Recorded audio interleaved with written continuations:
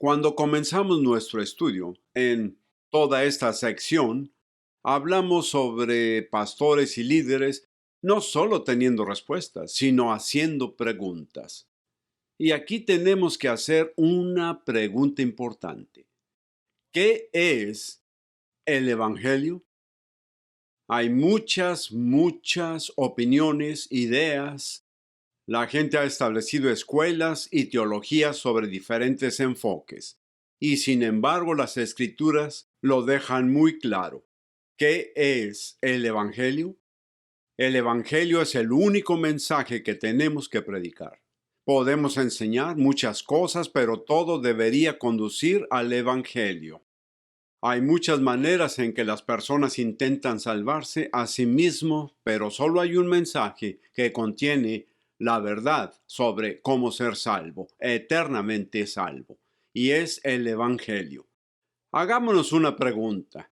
Pastor, líder, ¿qué es el Evangelio? Y nuevamente no recurrimos a una teología o una escuela o al libro más popular o a un DVD o a un programa de televisión. A lo que recurrimos es a la palabra de Dios. Y vemos aquí que el Evangelio se explica muy claramente. Si tienen sus Biblias, pasemos a 1 Corintios capítulo 15 versículos 1 al 8 y voy a leer estas escrituras en voz alta. Es importante que declaremos estas cosas juntos. Por favor, síganme con sus Biblias.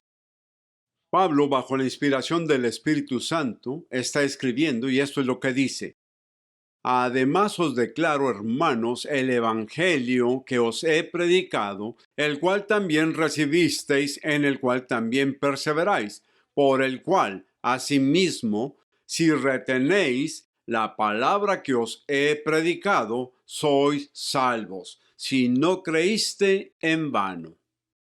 Porque primeramente os he enseñado lo que asimismo recibí, que Cristo murió por nuestros pecados conforme a las Escrituras, y que fue sepultado y que resucitó al tercer día conforme a las Escrituras, y que apareció a Cefas o Pedro y después a los 12. Después apareció a más de 500 hermanos a la vez, de los cuales muchos viven aún. En otras palabras, todavía están vivos. Y luego continúa diciendo, y otros ya duermen. En otras palabras, algunos han fallecido, pero la mayoría de ellos todavía están vivos. Después apareció a Jacobo, después a todos los apóstoles, y al último de todos, como a un abortivo, me apareció a mí. Y Pablo aquí se está refiriendo a sí mismo. Aquí Pablo presenta muy claramente la escritura en las escrituras. ¿Qué es el Evangelio? Quiero que nos tomemos un momento y vamos a ver esto punto por punto para entender lo que se nos dice aquí en las escrituras. Una vez más, el pasaje es 1 Corintios, capítulo 15, versículos 1 al 8. Lo primero que vemos al examinar las escrituras es que el Evangelio es de origen sobrenatural. En el capítulo 15, versículo 3, dice que ha recibido este Evangelio. Llegó a modo de revelación. Ahora, en la vida de Pablo, cuando mira Gálatas 1, versículos 11 al 17, él describe que después de haber sido salvado en el camino a Damasco, que está escrito en Hechos 9, puede leerlo por su cuenta. Y luego se fue solo, no fue a la escuela, no fue a los apóstoles, fue llevado por el Espíritu por sí mismo. Y durante varios años y en ese tiempo recibió revelación sobre quién es Jesús. Es muy interesante notar en Mateo capítulo 16, versículo 17. Jesús está sentado alrededor del fuego y está sentado con sus discípulos y les pregunta, ¿quién dicen los hombres que soy yo? Y luego se vuelve a sus discípulos y los mira a los ojos y les dice, ¿quién decís que soy yo? Y Pedro, que Dios lo bendiga, dice, tú eres el Cristo, el Hijo del Dios viviente. Y la respuesta de Jesús a eso creo es muy importante. Él dice, Pedro, carne y sangre no te lo han revelado, pero mi Padre en el cielo te lo ha mostrado.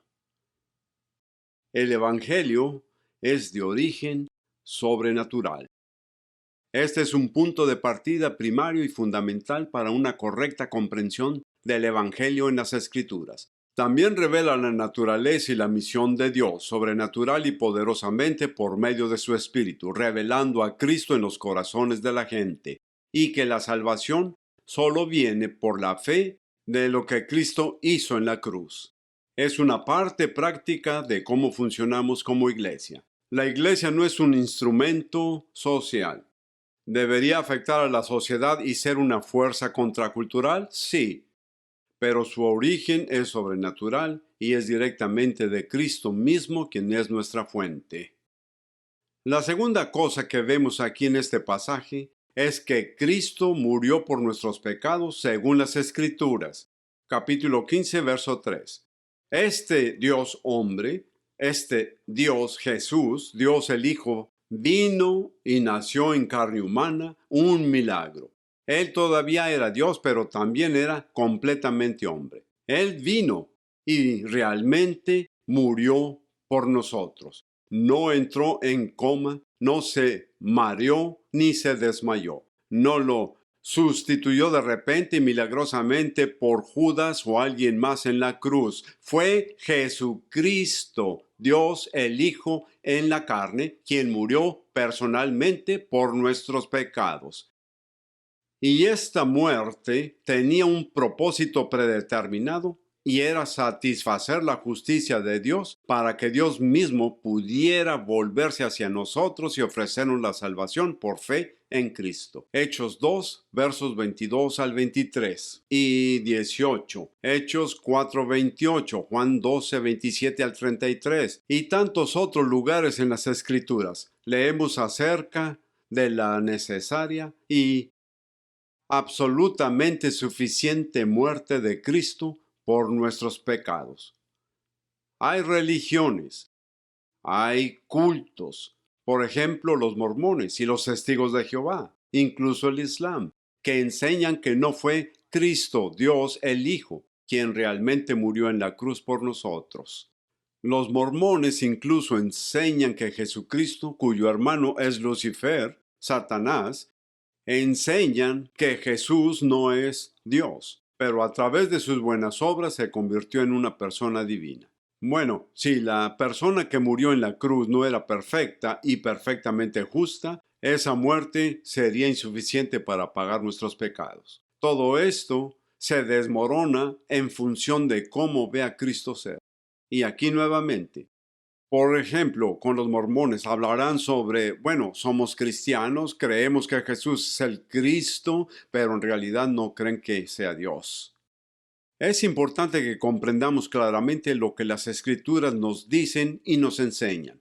Cristo murió por nuestros pecados según las Escrituras, fue profetizado desde Génesis capítulo 3, versículo 15, y a través de casi todos los libros del Antiguo Testamento vemos una profecía directa con respecto a la muerte de Cristo. Por ejemplo, en Isaías 53, o vemos un tipo profético, un símbolo profetizando la muerte del Hijo de Dios por nosotros. Por ejemplo, en la Pascua, donde el ángel de la muerte pasó sobre los hijos de Israel cuando pusieron la sangre de un cordero sin mancha en los postes de las puertas y en el dintel o el soporte de arriba. Y cuando mira eso realmente hace el símbolo de una cruz.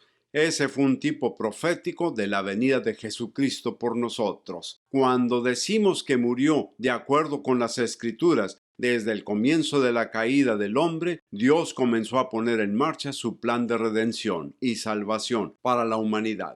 Ahora, el tercer punto en el Evangelio, en el capítulo 15 de 1 Corintios, es que Jesucristo fue sepultado y la gente dice, ¿por qué eso es importante? Porque su muerte física era una realidad literal.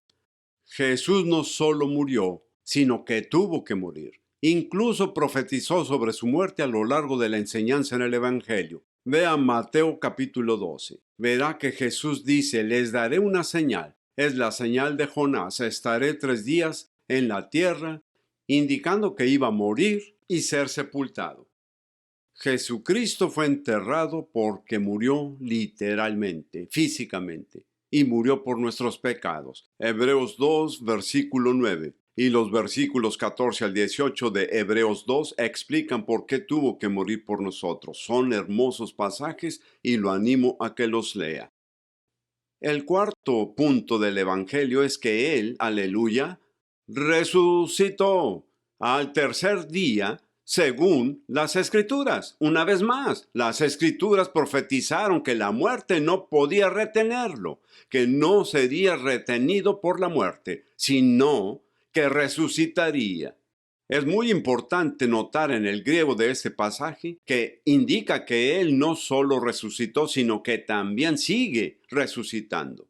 Y la verdad es que las resurrecciones de las que leemos en el Evangelio, Lázaro, el hijo de la viuda de Naín y otros que fueron resucitados por Jesús, fueron resucitados, pero todos murieron nuevamente. Morirían para pasar de esta corrupción mortal a la inmortalidad. Pero nuestro Salvador no solo murió y luego resucitó por el poder de Dios dentro de él, sino que todavía sigue resucitando hoy. ¡Aleluya!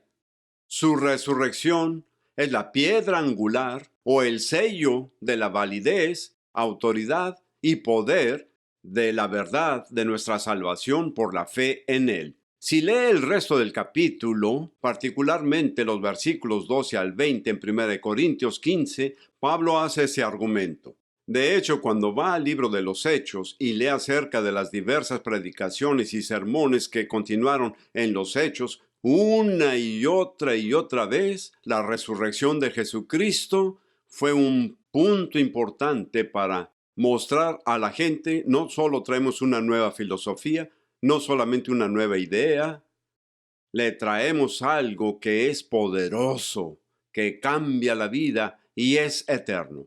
Pablo dijo en 1 Corintios 4:20, el reino de Dios no consiste en palabras. En otras palabras, no se trata de una idea o una filosofía.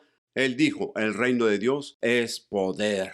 Y aquí vemos el poder de Dios desplegado al resucitar a Cristo de la muerte. Aleluya. Y eso significa que nuestra salvación está sellada debido a que Él resucitó de los muertos. Y el punto número 5 se encuentra en los versículos 5 al 8. Pablo dice aquí que Cristo fue visto. Eso no es una historia, no es una fábula, no es una buena idea que la gente pensara, bueno, ¿no sería maravilloso si realmente no muriera, que todavía estuviera vivo? Y hay historias incluso hoy en día de novelistas populares que intentan ganar mucho dinero con la idea de que Jesucristo se casó y compró un departamento y vivió en la costa y tuvo una vida agradable. Bueno, adivine qué, realmente murió y tuvo que morir para pagar por nuestros pecados. Y realmente lo hizo. Fue resucitado por el poder de Dios para afirmar la validez, autoridad y poder de nuestra salvación. Pablo aquí afirma que hubo muchas personas que vieron a Cristo resucitado de entre los muertos. Lo conocieron en su cuerpo resucitado y poderoso, su cuerpo inmortal. Pablo, por revelación, conoció a Jesucristo, el Cristo resucitado, en el camino a Damasco. Él habló con muchas otras personas que fueron testigos reales de la resurrección de Cristo. Aquí estamos viendo algo que es críticamente importante, que no solo nos muestra lo que Dios pretendía, sino que luego fue testigo de personas que lo vieron por sí mismos.